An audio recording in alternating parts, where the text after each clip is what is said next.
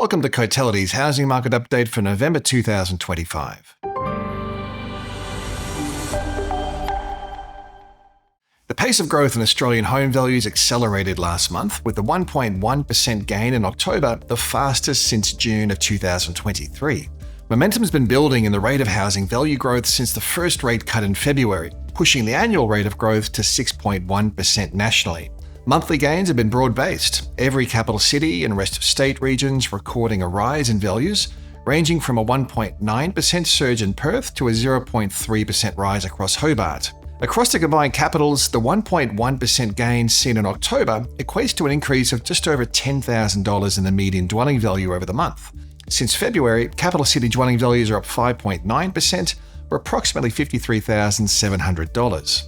While there's a whole range of factors contributing to stronger housing conditions, ultimately the accelerating growth conditions are reflective of supply falling well short of demand. At the national level, Cotality's estimate of home sales is tracking 3.1% above the previous 5-year average, while advertised supply levels are 18% below average. Such tight advertised supply levels against above-average levels of demonstrated demand have skewed selling conditions towards vendors through spring. Although auction clearance rates have eased a little, they have held above the decade average in the high 60% to low 70% range since the start of spring.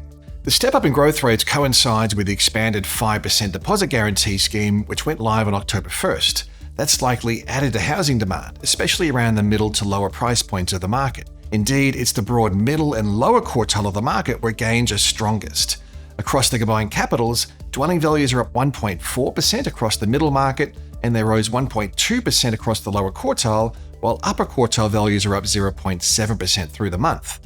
The upper quartile of the market is showing the lowest rate of growth across almost every capital city. Stronger housing demand at the lower price points is likely a culmination of serviceability constraints eroding purchasing power, persistently higher than average levels of investment activity, and what's likely to be a pickup in first home buyers taking advantage of the expanded deposit guarantee. Regional markets also posted a solid increase in the monthly rate of growth, with the 1% rise the highest since March of 2022. Regional WA recorded the strongest rise, up 1.8%, followed by regional Queensland, up 1.1%, and regional New South Wales with a 1% lift. With vacancy rates holding around the record lows of 1.5% in October, rental growth is once again pushing higher.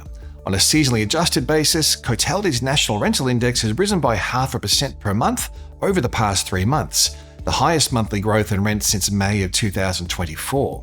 Although rents are re-accelerating, housing values are rising faster, which has placed some renewed downwards pressure on gross rental yields. At 3.40%, the gross yield recorded across capital city dwellings has reduced to the lowest level since October of 2022. With Darwin leading the rate of value growth over the past 12 months, as well as demonstrating the highest gross yields, the total return at 23.1% over the past year is far higher than any other capital. Investment housing loans have more than doubled over the past financial year across the NT, helping to explain the very strong market conditions. Perth continues to lead the nation for value growth, with the housing market up 1.9% in October. The monthly change ticks slightly lower relative to the 2% rise in September, bucking the national trend of accelerating growth. The rise was enough to push Perth's median house value to $926,464, rising above Adelaide's for the first time since July 2018. Advertised stock levels remain extremely scarce across the Perth market, tracking 45% below the 5-year average for this time of the year. At the same time, our estimate of sales activity over the past 3 months is 2.3% above average levels for this time of the year. There are a lot of moving parts influencing the housing market. On one hand, we have persistently low levels of advertised supply and above average levels of housing demand supporting value growth.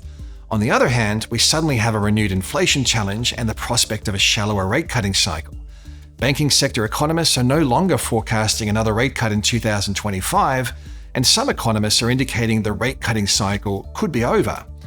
Adding to this is severe affordability challenges and stubbornly low consumer sentiment, which could further dip on the back of cost of living pressures and easing labour market conditions. The imbalance between demand and supply is likely to persist for a while yet. The number of home sales is a proxy for housing demand, and the trend to date has been resilient in the face of downside pressures like stretched housing affordability, high cost of living, and an earlier drawdown on savings. At the same time, immediate supply, based on listing numbers, is tracking at record lows for this time of the year. Newly built supply also remains insufficient. Dwelling commencements were 9.5% below the decade average in June, and completions were 15.6% below the decade average. An ongoing rise in construction costs is set to keep any meaningful lift in new housing supply low as long as cost and margin pressures persist. The Q3 inflation shock is likely to have implications for housing markets, with a dimmer outlook for future rate cuts, along with the potential for renewed cost of living pressures, possibly leading to a prolonged period of pessimistic consumer attitudes. With interest rates potentially at or near the end of their cutting cycle, we aren't likely to see a material boost to borrowing capacity from here. Another downside risk could be seen in a tightening of investor credit policies. Credit aggregates from the RBA to September show housing credit for investors is rising at the fastest pace since June of 2015. A further acceleration in investment credit could see tighter lending policies introduced. Given that investors comprise an above-average 38% of mortgage demand, tighter credit conditions across this segment of the market would dent demand. As always, there's a lot to stay on top of. You can stay up to date with all the housing insights and commentary at the insight pages of the Cotality website.